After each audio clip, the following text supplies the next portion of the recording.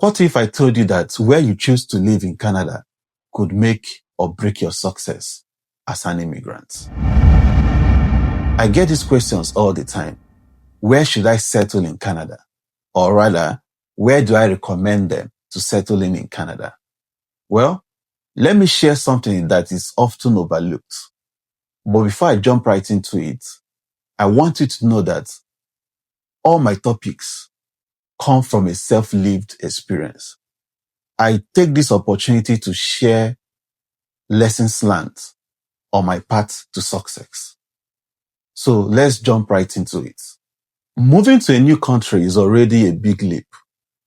But where you decide to start in Canada can seriously influence how fast you grow professionally, especially if you are just starting out or building your career from scratch. In Canada, we have big cities, small cities. So let's start with the big cities. Now, let's be real. Cities like Toronto, Vancouver, and Calgary are all buzzing with opportunities. But here is the downside. High cost of living, tougher competition, and longer wait time for services like credential recognition. Let me give you an instance. In Ontario presently, they no longer process EIT applications. That's engineer in training. You are being asked to gain local experience and apply directly for your professional engineering license. That's a big hurdle for many internationally trained engineers. And all this while, I've made you to understand that EIT status isn't just a title. It gives weight to your professional degree. It gives your professional degree a level of recognition. And also, it opens doors for you. Now, let's talk about smaller cities, smaller towns, and the Northern Territories. Places like Brandon, Model, Selkirk, Winkler, or in Manitoba, or let's come to Saskatchewan. Places like Moose Jaw, Melville, or the Northern Territories. They may not be trending online. They are not that popular, most especially the Northern Territories. But I want you to know that rent is cheaper over there and professional jobs still exist in these places. And guess what? Northern Territories, they literally pay you to live and work there. Sometimes up to 10,000 Canadian dollar annually. You heard me right.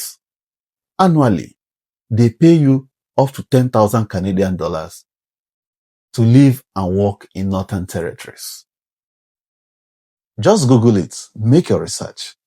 Now, when I'm talking about stiff competition associated to bigger city, I'm not talking about avoiding competition. No, it's about gaining visibility.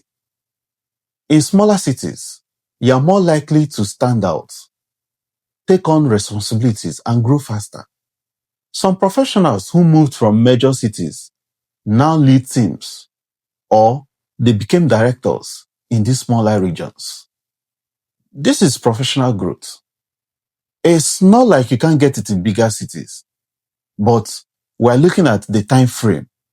And like I said, it's all boils down to what you have already planned for yourself. So it's relative. Opportunities exist, just in different packaging. Also, don't worry about access to training when it comes to professional growth. Most programs are online. So you could just travel, and travel is cheap within Canada. So you are not missing out in anything. So if you are still feeling stuck, maybe it's not your skills holding you back. Maybe it's your location. Think about it.